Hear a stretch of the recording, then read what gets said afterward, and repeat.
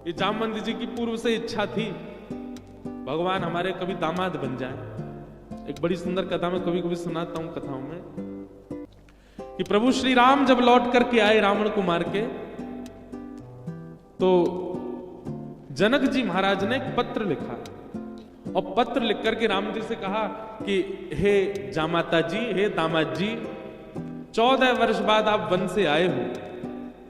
आप में तो जनकपुर के लोगों के प्राण हैं ही, परंतु हमारी लाली जो है जानकी, वो तो हमारी प्राण ही हैं।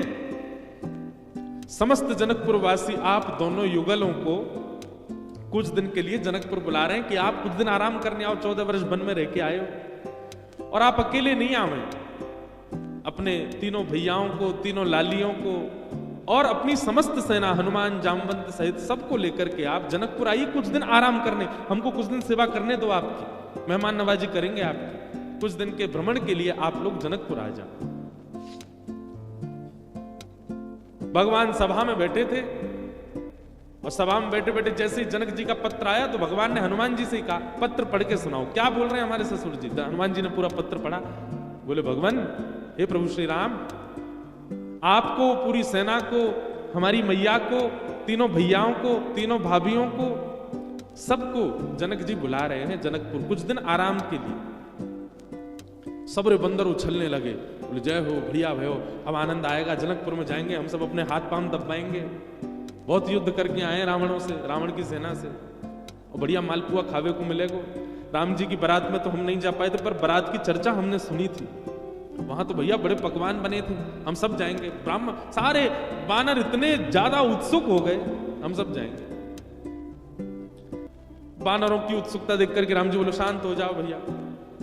अब भाई देखो, हमारा निर्णय यह है कि जनकपुर हमारी ससुराल है और कहीं भी नाक कट जाए चलता है, पर ससुराल में हमारी नाक ऊंची रहनी चाहिए। और इन सब बातों को ध्यान में रखते हमारे मन में आया कि हम जाएंगे, भरत जी जाएंगे, लक्ष्मण शत्रुघ्न जाएंगे, चारों बहुएं जाएंगी, कुछ वरिष्ठ लोग जैसे जामवंत जी, हनुमान जी, अंगद जी आदि आदि कुछ वरिष्ठ लोग जाएंगे। बाकी वानरों से हमारी प्रार्थना, आप तो यही सरजू जी के तट पर अयोध्या में ही रहो, आप लोग मत चलो। वानर सब उदास हो गए। बोले, क्यों, हम क्यों नहीं चले? बोले, आप लोगों का स्वभाव ऐसा ही है, किसी से भी छीन के खा जाते हो, कहीं पर भी मलमूत्र त्याग देते हो, कहीं भी उछल कूद कर देते हो, डाले तोड़ देते हो, वन उजाड़ देते हो। और जनकपुर हमारी ससुराल है। हमारे सामने किसी ने कह दिया कि अरे देखो, वो वन पूरे बानरों ने उजाड़ दिया। बानर किसके? बोले, राम जी के। तो हमको तो बहुत बुरा लगेगा, लेकिन आप लोगों का यही स्वभाव है, तो क्या करें? इसलिए आप लोग तो अयोध्या में, इसको कितना भी चलो उजाड़ो, ये रहेगा अपने ही लोग हैं, सुधार भी देंगे। वो तो ससुराल है, वहां तो संकोच हो जाएगा।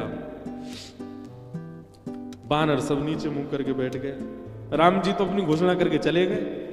जामवंत जी, हनुमान जी बोले, भाई सब लोग उदास क्यों हो गए? बोले, जब रावण से मरवाना था तो हमको ले गए, और जहां रसगुल्ला मिलेंगे, मालपुआ मिलेंगे, फल मिलेंगे, मेवा मिलेंगे, सेवा मिलेगी, वहां हमको छोड़ के जा रहे हैं। हाँ, यही बात है। जहां ये था कि मृत्यु सामने, वहां बानर आगे, और जहां मालपुआ आगे, वहां बानर नहीं छोड़ जा रहे हैं। जामवंत जी ने हनुमान जी से कहा, हनुमान जी आप जाके निवेदन करो। बोले, देखो, हम तो कुछ नहीं कहेंगे, हमारे स्वामी हैं, उनकी आज्ञा हमारे लिए सर्वोपरि है। आप बड़े हो, सीनियर हो, आप ही बात करो। जामवंत जी गए और राम जी से कहा, देखो सब बानर बहुत उदास हो गए, आप ऐसे मत करो, मैं जिम्मेवारी लेता हूं, एक पत्ता भी जनकपुर का टूटेगा नहीं किसी वृक्ष का। ले देखो, आ गए ऊपर से, इनकी काम की बात चली, सुनवे आए। बोले, आपके ससुराल में एक चीज भी यहां से वहां नहीं होगी, हमारी गारंटी। राम जी बोले, भैया 100, 200, 300 बंदर नहीं है, करोड़ों बंदर हैं, किस किस को संभालोगे? बोले, वो हमारी जिम्मेवारी। मैं वचन देता हूं, आपकी ससुराल में एक बात भी ऐसी नहीं होगी जिससे आपको संकोच अनुभव हो। अच्छा देखो, राम जी को संकोच की कोई चिंता नहीं है, तो लीला कर रहे थे, राम जी आनंद कर रहे थे। जामवंत जी बोले, सब बानरों की जिम्मेवारी मैं लेता हूं। राम जी बोले, देख लो, फिर हम कुछ बात होगी हम तुमसे ही कहेंगे। जामवंत जी बोले, आप कह लेना हमसे, बस जिम्मेवारी हमारी। ठीक है। जामवंत जी बाहर आए, बाहर आकर के सब बानरों से बोले, हाँ भैया सुनो, राजी हो गए राम जी आप सबको ले जाने के। बंदर तो छलन लगे, जय हो राजा रामचंद्र भगवान की जय हो, हमारे जामवंत जी की जय हो, अब तो जाएंगे खूब आनंद करेंगे। बोले लेकिन सावधान, मैंने जिम्मेवारी ली है, एक पत्ता भी नहीं टूटना चाहिए जनकपुर के किसी वृक्ष का। बानर बोले बिल्कुल नहीं टूटेगा, आप तो बिल्कुल आज्ञा करो कैसे चलना है। बोले सब मुझे देखो, जो मैं करूं वही करना है, जब मैं बोलूं तब बोलना है, जब मैं शांत रहूं तब, यहां तक कि श्वास भी मेरे संगी लेनी है सबको। मैं जब छोड़ूं तब छोड़नी, तब लेनी तब लेनी। मैं जब मुड़ूं तब मुड़ना, मैं जब देखूं तब देखना, मैं जब सोऊं तब सोना, मैं जब खांसूं तो खांसना। बानर बोले ठीक है। राम जी बोले एक बार हमको डेमो दिखाओ। जामवंत जी खड़े हो गए, करोड़ों बंदर खड़े सामने। जामवंत जी ने अपना उल्टा हाथ उठाया, सारे बानरों ने अपना उल्टा हाथ उठाया। जैसे परेड होती है ना 26 जनवरी को, तो हमारे मिलिट्री के जवान बिल्कुल एक संग उनके हाथ पैर चलते हैं, हाय ये हाथ पीछे तो यही हाथ पीछे जाएगा। उनको देखो कभी, उनके पैर भी बिल्कुल समय पे आगे, समय से पीछे, गर्दन भी समय से चलेगी। वैसे मिलिट्री के जवानों की तरह सब बंदर खड़े हो गए।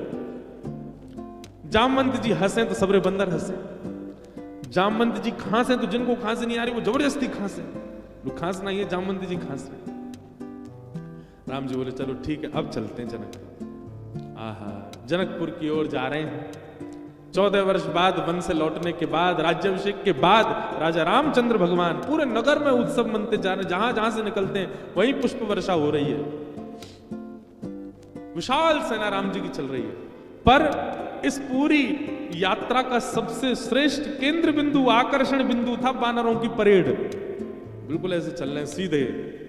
जामवंत जी इधर देखे तो सब बानर इधर देखे, जामवंत जी नीचे तो सब नीचे, जामवंत जी खुजा में तो सब खुजा में। जैसे ही जनकपुर में पहुंचे, राम जी की सब बलैया लेने लगी अटारीन से। हमारे पहुना आए, हमारे जमाई राजा आए, सबके नेत्र सजल हो गए।